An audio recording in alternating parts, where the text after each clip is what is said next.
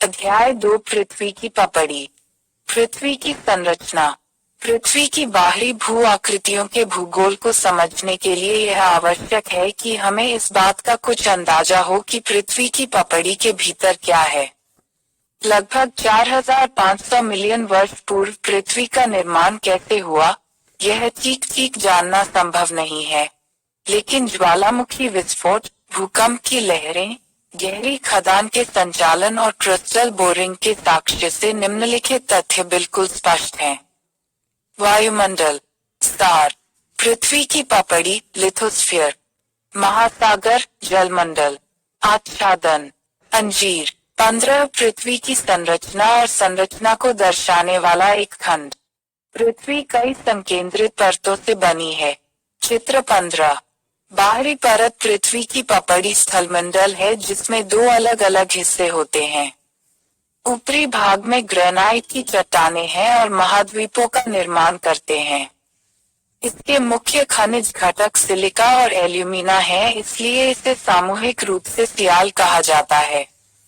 इसका औसत घनत्व 2.7 है। निचला हिस्सा सघन बेसाल्टिक चट्टानों का एक सतत क्षेत्र है जो समुद्र के तल का निर्माण करता है, जिसमें मुख्य रूप से सिलिका, लोहा और मैग्नीशियम शामिल हैं। इसलिए इसे सीमा कहा जाता है और इसका औसत घनत्व 3.0 है। सियाल और सीमा मिलकर पृथ्वी की पपड़ी बनाते हैं जो कि महासागरों के नीचे केवल 3-4 मील से लेकर महाद्वीपों के कुछ हिस्सों में 30 मील तक की मोटाई में भिन्न होती है। चूंकि सियाल सीमा से हल्का है, इसलिए महाद्वीपों को सघन सीमा के समुद्र पर तैरते कहा जा सकता है। यह चित्र 16 में दिखाया गया है। क्रस्ट या लिथोस्फीयर के ठीक नीचे लगभग 1800 मील मोटा मेंटल या मेसोस्फीयर है, जो मुख्य रूप से ओलिविन से भरपूर बहुत घनी चट्टानों से बना है। आंतरिक परत 2160 मील की त्रिज्या में कोर या बैरिस्फीयर है और यह मुख्य रूप से कुछ निकल के साथ लोहे फे से बना है और इसे नाइफ कहा जाता है। तापमान। कब। स्वादिष्ट नमक 2.7। महासागर के। सीमा 183। ऊपरी विरासत। मोहो डाइसेंडिनलिटी। अंजीर। 16 एक खंड दिखा रहा है कि महाद्वीप एसाइल सघन सीमा पर कैसे तैरता है। यहाँ 3500 डिग्री फ़ारेनहाइट जितना ऊंचा होने का अनुमान है और कोर अत्यधिक उच्च दबाव के अधीन है। ऐसी परिस्थितियों में कोर के तरल अवस्था में होने की उम्मीद की जा सकती है, लेकिन भूकंप तरंगों के माध्यम से हाल के अध्ययनों ने सुझाव दिया है कि कोर का अंतरतम हिस्सा शायद क्रिस्टलीय या ठोस द्रव्यमान है। पृथ्वी की पपड़ी के हिस्से समुद्र और समुद्र में डूबे हुए हैं। ये जलमंडल बनाते हैं। 15 मील से अधिक आकाश की ओर बढ़ते हुए पृथ्वी गैसों के एक द्रव्यमान से ढकी हुई है जो वायुमंडल का निर्माण करती है। चट्टानों का वर्गीकरण। पृथ्वी की पपड़ी विभिन्न प्रकार की चट्टानों से बनी है जो बनावट, संरचना के रंग, पारगम्यता, घटना के तरीके और अनाच्छादन के प्रतिरोध की डिग्री में एक दूसरे से भिन्न है। भूवैज्ञानिकों के लिए इन चट्टानों का ज्ञान सर्वोपरि है, जो पृथ्वी की संरचना और भौतिक इतिहास का अध्ययन करते हैं, लेकिन भूगोलवेत्ता को भी सबसे सामान्य चट्टानों और भू आकृतियों के साथ उनके संबंधों के बुनियादी ज्ञान की आवश्यकता होती है। चट्टानें भी मिट्टी का आधार बनती हैं और कुछ हद तक प्राकृतिक वनस्पति और भूमि उपयोग के प्रकार को निर्धारित करती हैं। इसलिए हमें अपने आसपास की चट्टानों से अच्छी तरह परिचित होना चाहिए। सामान्यतया सभी चट्टानों को 3 प्रमुख समूहों में वर्गीकृत किया जा सकता है: आग्नेय, तलछटी और मेटामॉर्फिक, उनकी उत्पत्ति और अपीयरेंस के अनुसार। अग्निमय पत्थर। आग्नेय चट्टानें पृथ्वी की पपड़ी के नीचे से पिघली हुई चट्टान, मैग्मा के ठंडा होने और जमने से बनती हैं। वे संरचना में सामान्य रूप से क्रिस्टलीय होते हैं। वे परतों में नहीं होते हैं और न ही उनमें जीवाश्म होते हैं। आग्नेय चट्टानों को खनिज संगठन के आधार पर उपविभाजित किया जा सकता है। जब उनमें सिलिका का उच्च अनुपात होता है तो वे होते एसिड कहा जाता है। एसिड आग्नेय चट्टानें जैसे ग्रेनाइट कम सघन होती हैं और मूल चट्टानों की तुलना में हल्के रंग की होती हैं। इनमें मूल ऑक्साइड का अधिक अनुपात होता है, उदा लोहे, एल्यूमिनियम या मैग्नीशियम के, और इस प्रकार रंग में घने और गहरे रंग के होते हैं। उत्पत्ति की दृष्टि से ये दो मुख्य वर्ग हैं। इग्निमय पत्थर। 1. प्लूटोनिक चट्टानें। ये आग्नेय चट्टानें हैं जो पृथ्वी की पपड़ी में कुछ गहराई पर बनी हैं। वे धीरे धीरे ठंडा और ठोस हो गए हैं ताकि बड़े, आसानी से पहचाने जाने वाले क्रिस्टल बन सकें। ये घुसपैठ चट्टानें जैसे ग्रेनाइट, डायराइट और गैब्रो सतह पर अनाच्छादन और क्षरण की प्रक्रियाओं से उजागर होती हैं। 3742। 2. ज्वालामुखी चट्टानें। ये पिघली हुई चट्टानें हैं जो ज्वालामुखियों से लावा के रूप में निकलती हैं। वे पृथ्वी की सतह पर तेजी से जम जाते हैं और क्रिस्टल छोटे होते हैं। बेसॉल्ट एक सामान्य ज्वालामुखी या बहिर्मुखी चट्टान है और लावा प्रवाह, लावा चादरें और लावा पठार बनाता है, उदा उत्तरी आयरलैंड में एंट्रिम, भारत में दक्कन पठार और संयुक्त राज्य अमेरिका में कोलंबिया सांप पठार कुछ प्रकार के बेसॉल्ट लंबे बहुभुज स्तंभ बनाने के लिए बहुत ही अजीब तरीके से जम जाते हैं। एक प्रसिद्ध उदाहरण एंट्रिम में जायंट स्कॉजवे का स्तंभ बेसॉल्ट है। कुछ पिघले हुए लावा दरारों और मार्गों के माध्यम से सतह तक अपना रास्ता बना सकते हैं, ऊर्ध्वाधर डाइक या हॉरिजॉन्टल सिल्स के रूप में जम जाते हैं। उनकी उत्पत्ति और घटना पर अध्याय 3 में अधिक विस्तार से चर्चा की जाएगी। अधिकांश आग्नेय चट्टानें अत्यंत कठोर और प्रतिरोधी होती हैं। इस कारण से उन्हें सड़क बनाने के लिए उत्खनित किया जाता है और स्मारकों और कब्र के पत्थरों के रूप में पॉलिश किया जाता है। अवसादी चट्टानें। तलछटी चट्टानें लंबी अवधि में जमा तलछट से बनती हैं, आमतौर पर पानी के नीचे। वे अपने विशिष्ट परत निर्माण में अन्य रॉक प्रकारों से अलग हैं और उन्हें स्तरीकृत चट्टान कहा जाता है। परत की मोटाई कुछ इंच से लेकर कई फुट तक हो सकती है। चट्टानें मोटे या महीन दाने वाली, मुलायम या सख्त हो सकती हैं। तलछटी चट्टानें बनाने वाली सामग्री को धाराओं, ग्लेशियरों, हवाओं या यहाँ तक जानवरों द्वारा लाया जा सकता है। वे गैर क्रिस्टलीय होते हैं और अक्सर जानवरों, पौधों और अन्य सूक्ष्म जीवों के जीवाश्म होते हैं। इस प्रकार से जी मानसिक चट्टानें सभी चट्टानों के निर्माण में सबसे विविध हैं। अवसादी चट्टानों को उनकी आयु के अनुसार वर्गीकृत किया जाता है और एक ही अवधि के दौरान बनने वाली विभिन्न प्रकार की चट्टानों को एक साथ समूहीकृत किया जाता है। विभिन्न प्रकार की चट्टानों की विशेषताओं को जानना अधिक उपयोगी है। तलछटी चट्टानों को उनकी उत्पत्ति और संरचना के अनुसार 3 प्रमुख श्रेणियों में वर्गीकृत किया जा सकता है। 1. यंत्रवत निर्मित तलछटी चट्टानें। इन चट्टानों का निर्माण अन्य चट्टानों से प्राप्त पदार्थों के संचय से हुआ है जिन्हें एक साथ सीमेंट किया गया है। सैंडस्टोन शायद सबसे परिचित तलछटी चट्टानें हैं। वे रेत के दानों से बने होते हैं, अक्सर ग्रेनाइट से प्राप्त क्वार्ट्ज के टुकड़े। उनकी बनावट, संरचना और रंग काफी भिन्न होते हैं। कई प्रकार के बलुआ पत्थरों का उत्खनन भवन निर्माण या ग्राइंडस्टोन बनाने के लिए किया गया है। एक मोटे प्रकार के बलुआ पत्थर को ग्रिड के रूप में जाना जाता है। जब बड़े कंकड़ को चट्टान बनाने के लिए मजबूती से सीमेंट किया जाता है तो इसे कंकड़ दर कहा जाता है जब कंकड़ गोल होते हैं, या ब्रेकिया जब टुकड़े कोणीय होते हैं।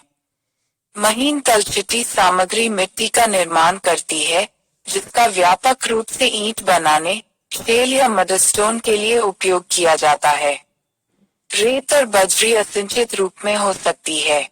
2. कार्बनिक रूप से निर्मित अवसादी चट्टानें। यह चट्टानें जीवित जीवों जैसे कोरल या शेलफिश के अवशेषों से बनती हैं, जिनके मांसल हिस्से कठोर खोल को पीछे छोड़ते हुए विघटित हो गए हैं। इस तरह से बनने वाली सबसे आम चट्टानें शांत प्रकार की होती हैं। इनमें चूना पत्थर और चाक शामिल हैं। कार्बन युक्त चट्टानें भी कार्बनिक रूप से बनती हैं, लेकिन वानस्पतिक पदार्थ दलदलों और जंगलों से। तलछटों के दबाव ने संयंत्र को कार्बन के कॉम्पैक्ट द्रव्यमान में संकुचित कर दिया है, जो अंततः पीट, लिग्नाइट या कोयला बन जाता है, जिनमें से सभी महान आर्थिक मूल्य रखते हैं। 3. रासायनिक रूप से निर्मित अवसादी चट्टानें। ऐसी चट्टानें किसी न किसी प्रकार के विलन से रासायनिक रूप से अवक्षेपित होती हैं। सेंधा नमक उस स्तर से प्राप्त होता है जो कभी समुद्र या झीलों के तल का निर्माण करता था।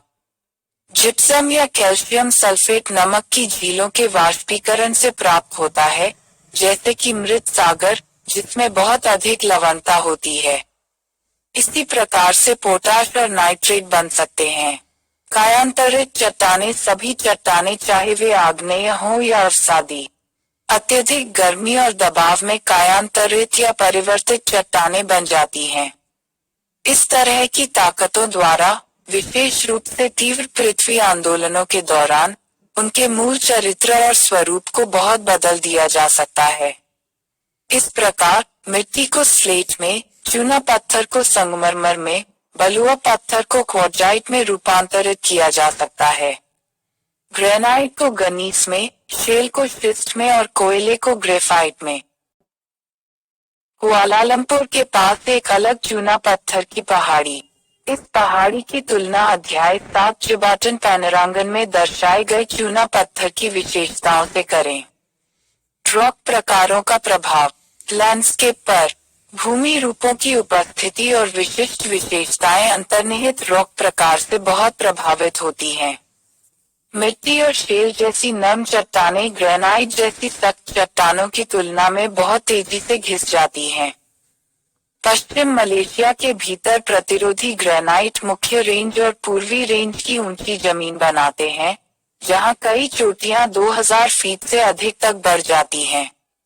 परिदृश्य चिकनी ढलानों और गोलाकार पहाड़ी चोटी में से एक है। पश्चिम मलेशिया की सबसे ऊंची चोटी गुनोंग तहान 7186 फीट और भी अधिक प्रतिरोधी क्वार्ट्जाइट से बनी है। शेल्स, शिस्ट और बलुआ पत्थर कम प्रतिरोधी होने के कारण बहुत निचली, गोल पहाड़ियों का निर्माण करते हैं। हाल की नदी तलछट समतल मैदान बनाती है।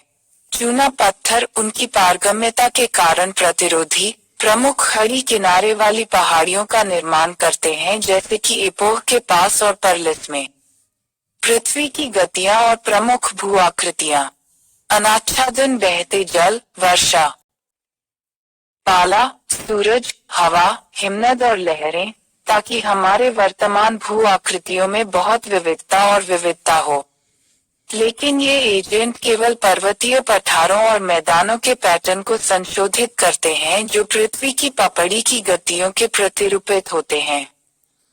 भूगर्भीय समय की शुरुआत के बाद से पृथ्वी की पपड़ी को मोड़ने और खंडित करने के लिए कम से कम 9 ओरोजेनिक या पर्वत निर्माण आंदोलन हुए हैं। उनमें से कुछ 600-3500 मिलियन वर्ष पूर्व प्री कैम्ब्रियन काल में घटित हुए थे। 3 और हालिया ओरोजेनिक कैलेडोनियन, हर्सिनियन और अल्पाइन हैं। लगभग 320 मिलियन वर्ष पहले कैलेडोनियन ने स्कैंडिनेविया और स्कॉटलैंड के पहाड़ों को उठाया था, और उत्तरी अमेरिका में इसका प्रतिनिधित्व किया जाता है। ये प्राचीन पहाड़ खराब हो गए हैं और अब उन हड़ताली रूपों को प्रदर्शित नहीं करते हैं जो उनके पास एक बार होना चाहिए था।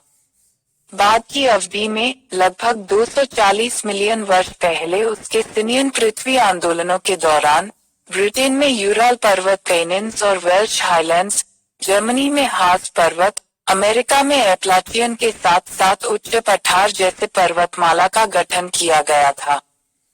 साइबेरिया और चीन, विभिन्न मूर्तिकला बलों द्वारा इन पहाड़ों को आकार में छोटा भी किया गया है।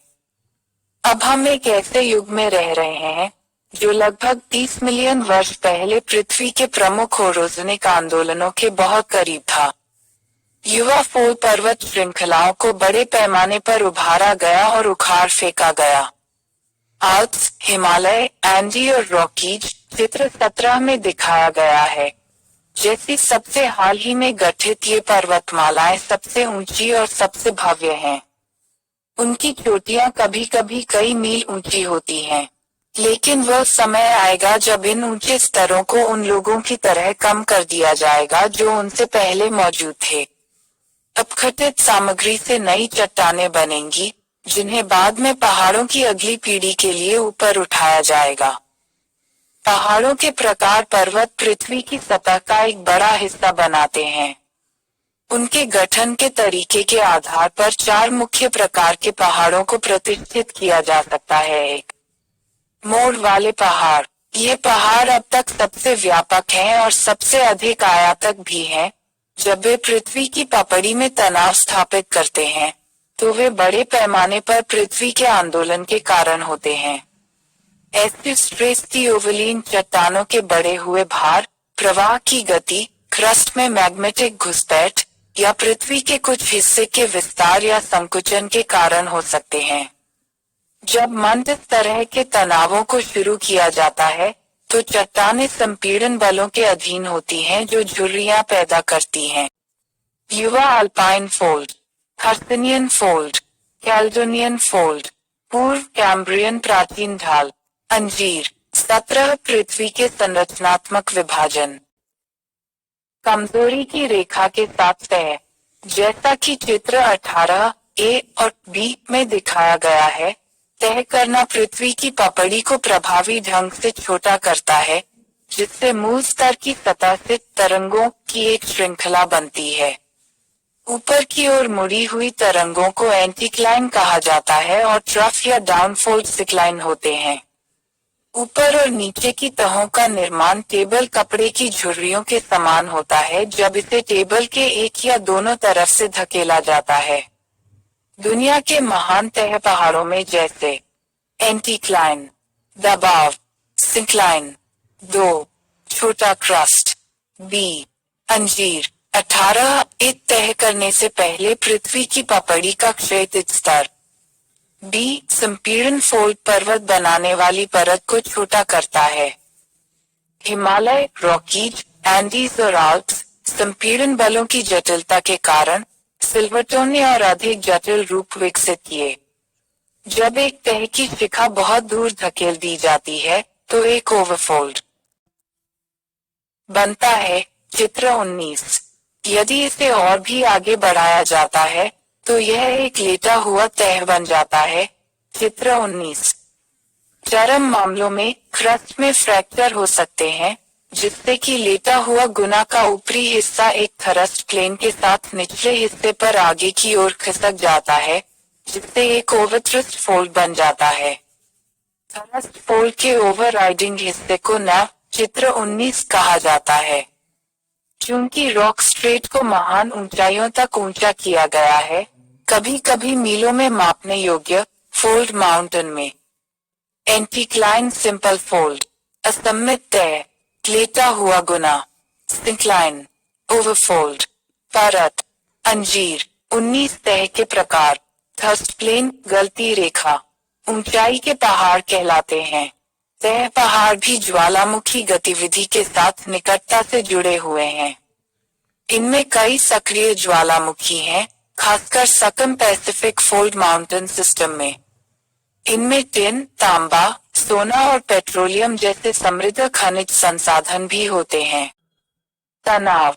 ऊपर की ओर फॉल्ट स्कार्प, नीचे गिरा हुआ पक्ष, दोष, विमान, दोष। ए। दबाव, दोष। बी, दोष। सी, अंजीर। 20 सामान्य रिवर्स और ट्रांसकुरेंट दोष। 2. ब्लॉक पहाड़। जब पृथ्वी की पपड़ी झुकती है तो तय होती है, लेकिन जब यह फटती है तो भ्रंश होता है। चित्र 20। फॉल्टिंग तनाव या संपीड़न के कारण हो सकता है, जो पृथ्वी की पपड़ी को लंबा या छोटा करता है, जिससे इसका एक भाग कम हो जाता है या आसपास के स्तर से ऊपर उठ जाता है। अंजीर। 21 ए और बी समझाते हैं कि कैसे भ्रंश के कारण भयानक या ब्लॉक घाटियां होती हैं। पहाड़ों और उनके समकक्षों ने हड़प लिया या दरार कर दी। केनी हिल सीरीज की तलछटी चट्टानों में मामूली खराबी। दो छोटे छोटे दोषों ने जीसी मॉर्गन।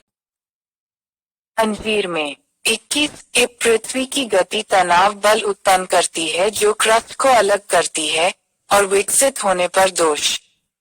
यदि फाउल से घिरा ब्लॉक यथावत रहता है या ऊपर उठता है और दोनों में से किसी एक पर भूमि कम हो जाती है तो ऊपर वाला ब्लॉक होर या ब्लॉक पर्वत बन जाता है। दोषपूर्ण किनारों बहुत खड़ी हैं, स्थापी ढलानों के साथ और शिखर अल्मोस्तर है। उदा हुंसरट पर्वत राइनलैंड के ब्लैक फॉरेस्ट में वोस्कस। तनाव हो सकता है अक तनाव block metric ton host block orbited. अंजीर 21 एक दोष विकसित होने पर टेंसी द्वारा गठित ब्लॉक पर्वत host. Block pitch compression block उगता है। दरार घाटी दोष बी संपीड़न द्वारा गठित दरार घाटी जहां दोष विकसित होते हैं। अपघटित हो जाना। सी बाद की अवस्था जब लटकती हुई भुजाएं पीछे की ओर घिस जाती हैं। मध्य भाग को दो निकटवर्ती भ्रंश ब्लॉकों के बीच नीचे गिराने का कारण बनता है जो एक हड़पने या दरार घाटी का निर्माण करते हैं जिसमें खड़ी दीवारें होंगी। पूर्वी अफ्रीकी दरार घाटी प्रणाली 3000 मील लंबी है जो पूर्वी अफ्रीका से लाल सागर के माध्यम से सीरिया तक फैली हुई है। पृथ्वी के आंदोलनों द्वारा स्थापित संपीड़न बल एक जोर या रिवर्स फॉल्ट उत्पन्न कर सकते हैं और क्रस्ट को छोटा कर सकते हैं। आसपास के क्षेत्रों के संबंध में एक ब्लॉक को उठाया या उतारा जा सकता है। चित्र 21 बी इस प्रकार बनी भ्रंश घाटी को दर्शाता है। सामान्य तौर पर बड़े पैमाने पर ब्लॉक पर्वत और भ्रंश घाटियां संपीड़न के बजाय तनाव के कारण होती हैं।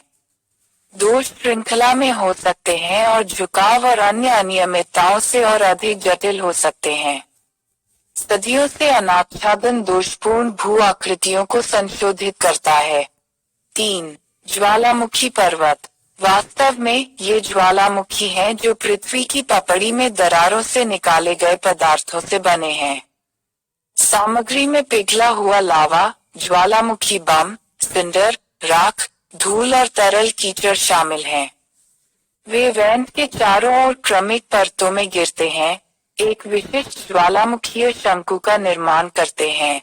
चित्र 22 ज्वालामुखी पर्वतों को प्रायः संचयन पर्वत कहा जाता है। वे सकम पैसिफिक बेल्ट में आम हैं और mount Fuji, Japan, mount Mayon, Philippines, mount Merapi, Sumatra, mount Agung, Bali और माउंट केटोपाक्सी, इक्वाडोर जैसी ज्वालामुखी चोटियों में शामिल हैं। अधिक विवरण अध्याय 3 में दिया गया है। हवा, लावा, एश। चित्र 22 लावा की क्रमिक परतों वाला ज्वालामुखी या संचय का पर्वत। 4 अवशिष्ट पर्वत। यह अनाच्छादन द्वारा विकसित पर्वत हैं, जहां भूमि के सामान्य स्तर को अनाच्छादन के एजेंटों द्वारा कम किया गया है, वहां कुछ बहुत प्रतिरोधी क्षेत्र रह सकते हैं और ये अवशिष्ट पहाड़ों का निर्माण करते हैं। उदा संयुक्त राज्य अमेरिका में माउंट मेनोडनॉक अवशिष्ट पर्वत भी पठारों से विकसित हो सकते हैं जिन्हें नदियों द्वारा पहाड़ियों और घाटियों में विभाजित किया गया है, जैसे कि चित्र 23 में चित्रित किया गया है। यहाँ लकीरें और चोटियां सभी ऊंचाई में समान हैं।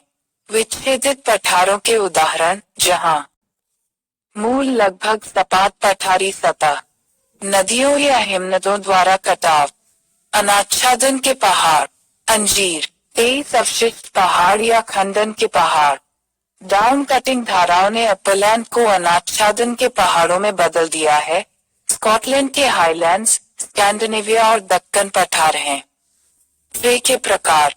पठार व्यापक स्तर की सतहों के साथ ऊंचे ऊंचे क्षेत्र हैं और आमतौर पर आसपास के निचले इलाकों में तेजी से उतरते हैं। उन्हें कभी कभी टर्बुलेंट के रूप में जाना जाता है। सभी उच्चभूमियों की तरह पठारों को अपरदन प्रक्रियाओं के अधीन किया जाता है। नतीजतन उनकी मूल विशेषताओं में काफी बदलाव हो सकता है। उनके निर्माण के तरीके और उनकी भौतिक उपस्थिति के अनुसार पठारों को निम्नलिखित प्रकारों में बांटा जा सकता है। 1. विवर्तनिक पठार। ये पृथ्वी की गति से बनते हैं जो उत्थान का कारण बनते हैं और सामान्य रूप से काफी आकार के होते हैं और काफी समान ऊंचाई वाले होते हैं। इनमें भारत में दक्कन पठार जैसे महाद्वीपीय ब्लॉक शामिल हैं। कुछ टेक्टोनिक पठार मध्य आइबेरिया के मेसेटा की तरह झुके हुए हो सकते हैं या जर्मनी के हार्स की तरह दोषपूर्ण हो सकते हैं। जब पठार विलेत पर्वतों से घिरे होते हैं तो उन्हें इंटरमोट पठार कहा जाता है। उदाहरण हिमालय और कुनलुन के बीच तिब्बती पठार और एंडीज की 2 श्रेणियों के बीच बोलिवियाई पठार हैं। इंटरमोट पठार दुनिया के कुछ सबसे ऊंचे और सबसे व्यापक पठार हैं। 2. ज्वालामुखीय पठार। पिघला हुआ लावा पृथ्वी की पपड़ी से निकल सकता है और इसकी सतह पर फैलकर बेसाल्टिक लावा की क्रमिक चादरें बना सकता है। यह बिखर लावा पठार बनाते हैं। कुछ बेहतर ज्ञात ज्वालामुखीय पठार उत्तरी आयरलैंड के एंट्रीम पठार और दक्कन पठार के उत्तर पश्चिमी भाग हैं। लावा द्वारा निर्मित सबसे उल्लेखनीय पठार कोलंबिया सांप पठार है जो मलेशिया से लगभग 2 गुना बड़ा क्षेत्र कवर करता है। लावा प्रवाह की प्रत्येक परत 100 फीट से अधिक मोटी है और लगातार लावा परतों की पूरी गहराई लगभग 1 मील होने का अनुमान है। 3. विच्छेदित पठार। बहते पानी, बर्फ और हवाओं द्वारा अपक्षय और क्षरण की निरंतर प्रक्रिया के माध्यम से उच्च और व्यापक पठार धीरे धीरे खराब हो जाते हैं और उनकी सतह अनियमित हो जाती है। आर्द्र उच्चभूमि में धारा क्रिया और कभी कभी हिमनद पठार में गहरी संकरी घाटियों को काटते हैं, जिन्हें तब विच्छेदित पठार के रूप में वर्णित किया जाता है। एक उदाहरण स्कॉटिश हाईलैंड्स है। शुष्क देशों में नदियों द्वारा ऊर्ध्वाधर क्षरण और हवाओं द्वारा घर्षण पठार को खड़ी किनारे वाले सारणीबद्ध द्रव्यमानों में विभाजित कर देगा, जिन्हें मेसा और बट कहा जाता है, जो गहरी घाटियों द्वारा प्रतिच्छेदित होते हैं। यह शुष्क और अर्ध शुष्क क्षेत्रों की एक सामान्य विशेषता है। उदा. दक्षिण पश्चिमी यूएसए में दुनिया के कई पठारों में समृद्ध खनिज हैं। संसाधनों और सक्रिय रूप से खनन किया गया है। अफ्रीकी पठार से उत्पन्न होता है सोना, हीरा, तांबा, मैंगनीज और क्रोमियम। ब्राजील के पठार में है। लोहे और मैंगनीज के विशाल संसाधन, विशेष रूप से मिनस गेरस क्षेत्र में। दक्कन का पठार है। मैंगनीज, कोयला और लोहा और पठार के निक्षेप। पश्चिमी ऑस्ट्रेलिया सोने और लोहे में समृद्ध है। मैदानों के प्रकार। एक मैदान तराई का एक क्षेत्र है जो या तो समतल है या लहरदार है। यह शायद ही कभी समुद्र तल से कुछ 100 फीट से अधिक ऊपर उठता है।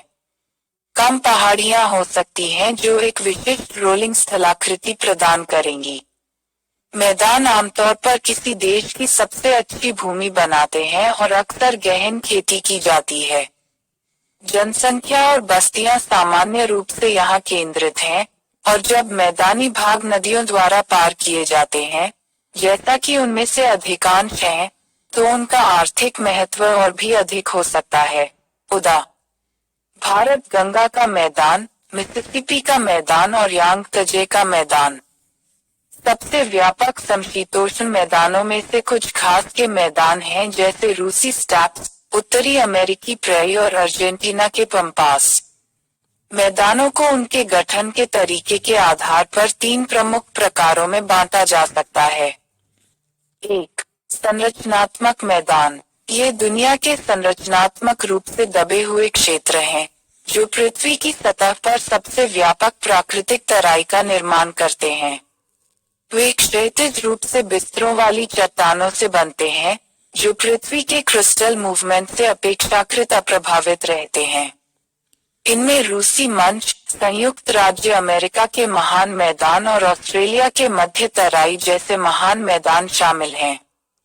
2. निक्षेपी मैदान। ये परिवहन के विभिन्न एजेंटों द्वारा लाए गए सामग्रियों के जमाव से बने मैदान हैं। वे तुलनात्मक रूप से समतल हैं लेकिन निकटवर्ती उच्चभूमि की ओर धीरे से बढ़ते हैं। उनकी उर्वरता और आर्थिक विकास बहुत हद तक तलछट के प्रकार पर निर्भर करता है। कुछ सबसे बड़े निक्षेपण मैदान बड़ी नदियों द्वारा निक्षेपण के कारण हैं। ऊपरी मार्ग में सक्रिय अपरदन के परिणामस्वरूप बड़ी मात्रा में जलोढ़ को निचले मार्ग में लाया जाता है और व्यापक जलोढ़ मैदानों, बाढ़ के मैदानों और डेल्टा मैदानों के रूप में जमा किया जाता है। वे दुनिया के सबसे अधिक उत्पादक कृषि सांस्कृतिक मैदानों का निर्माण करते हैं, जो गहन जुताई और बहुत घनी आबादी वाले हैं। मिस्र का नील डेल्टा चावल और कपास की खेती के लिए प्रसिद्ध है, चावल और जूट उगाने के लिए गंगा डेल्टा, जबकि उत्तरी चीन का मैदान, जहां हवांग होने जलोढ़ का एक मोटा आवरण फैलाया है, फसलों की एक विस्तृत श्रृंखला का समर्थन करता है। ग्लेशियर और बर्फ की चादरें व्यापक जमा कर सकती हैं। अवर्गीकृत फ्लूवियो हिमनद रेत और बजरी का आवरण। आउटवॉश मैदान में या बोल्डर मिट्टी गिरा सकते हैं। विभिन्न आकार के शिलाखंडों और मिट्टी का मिश्रण। एक समतल या बहाव वाला मैदान बनाएं। बहिर्वाह मैदान है, आमतौर पर बंजर भूमि, उदा हॉलैंड के कुछ हिस्से और उत्तरी जर्मनी, लेकिन बोल्डर क्ले बहुत हो सकता है। मूल्यवान कृषि भूमि, उदा यूएसए का मध्य पश्चिम और इंग्लैंड में ईस्ट एंग्लिया। तटीय क्षेत्रों में लहरें और हवाएं अक्सर समुद्र तट सामग्री, मिट्टी, रेत या शिंगल भूमि की ओर ले जाती हैं और उन्हें समुद्री दलदल, मिट्टी फ्लैट, ज्वारीय और मुहाना तराई बनाने के लिए तटीय मैदान पर जमा करती हैं। बेल्जियम, नीदरलैंड और यूएसए के खाड़ी तट के तटीय निचले इलाकों का एक सराहनीय हिस्सा इस तरह से बनाया गया था। उत्थान तटीय तराई को थोड़ा ऊपर उठा सकता है और फिर वे एक आकस्मिक तटीय मैदान का निर्माण करते हैं। उदा फ्लोरिडा से टेक्सास तक तटीय मार्जिन। हवाएं एओलियन निक्षेपों को बहुत महीन कणों से उड़ा सकती हैं, जिन्हें लूस आंतरिक रेगिस्तान या बंजर तथों से जाना जाता है, और उन्हें पहाड़ियों, घाटियों या मैदानी इलाकों में जमा कर सकता है, जैसे कि उत्तर पश्चिम चीन, या एक लूस मैदान जैसे अर्जेंटीना के पंपास में। लोई खांचे और गड्ढों को भरकर एक लहरदार मैदान को समतल करने में मदद करता है। विश्व के अनेक ढीले ढाले मैदान उपजाऊ कृषि क्षेत्र हैं। अंजीर। 24 पेनेप्लेन नम परिस्थितियों में एक पेनेप्लेन के निर्माण में पहाड़ियों को नीचा किया जाता है और एक लहरदार तराई देने के लिए वापस पहना जाता है। 3 कटाव वाले मैदान। इन मैदानों को कटाव के एजेंटों द्वारा तराशा गया है। वर्षा, नदियां, बर्फ और हवाएं पृथ्वी की सतह की अनियमितताओं को दूर करने में मदद करती हैं, और लाखों वर्षों के संदर्भ में ऊंचे पहाड़ों को भी कम लहरदार मैदानों तक कम किया जा सकता है। अनाच्छादन के ऐसे मैदानों को एक शब्द, लगभग मैदान, के रूप में वर्णित किया गया है। नदियां अपने स्रोत से समुद्र तक अपनी घाटियों को गहरा करती हैं और अपने किनारों को चौड़ा करती हैं। ब्रॉड स्पर्स को वापस काट दिया जाता है ताकि नदी के किनारे के समतल मैदान को लगातार चौड़ा किया जा सके। उसी समय नदियों के बीच की ऊंची भूमि धीरे धीरे कम हो जाती है। चित्र 24 हिमाच्छादित क्षेत्रों में हिमनद और बर्फ की चादरें बर्फ से ढके मैदानों का निर्माण करती हैं और भूमि को समतल करती हैं। बर्फ से निकाले गए खोखले अब झीलों से भर गए हैं। उत्तरी यूरोप और उत्तरी कनाडा में व्यापक बर्फ से ढके मैदान हैं। फिनलैंड में 35,000 झीलों का अनुमान है, जो देश की कुल भूमि की सतह का 10% है। शुष्क और अर्ध शुष्क क्षेत्रों में हवा की अपस्फीति मरुस्थलीय सामग्री को नष्ट कर देती है, जिससे भूमि का स्तर कम हो जाता है और व्यापक मैदान बन जाते हैं। उदा अफ्रीका में बजरी या पथरीले रेगिस्तानी मैदानों को रेग कहा जाता है। शुष्क और अर्ध शुष्क क्षेत्रों में यांत्रिक अपक्षय पर्वत ढलानों को धीरे धीरे ढलान वाले पैडिमेंट्स या पेडिप्लेन्स चित्र 25 छोड़ने के लिए वापस पहनता है। इंसेलबर्ग अंजीर 25 पेडिप्लेन शुष्क या अर्ध शुष्क परिस्थितियों में एक पेडिप्लेन के निर्माण में पहाड़ियों को धीरे धीरे ढलान वाला मैदान बनाने के लिए पहना जाता है, लेकिन कुछ खड़ी पहाड़ियां बनी रहती हैं। इन्हें इंसेलबर्ग कहा जाता है।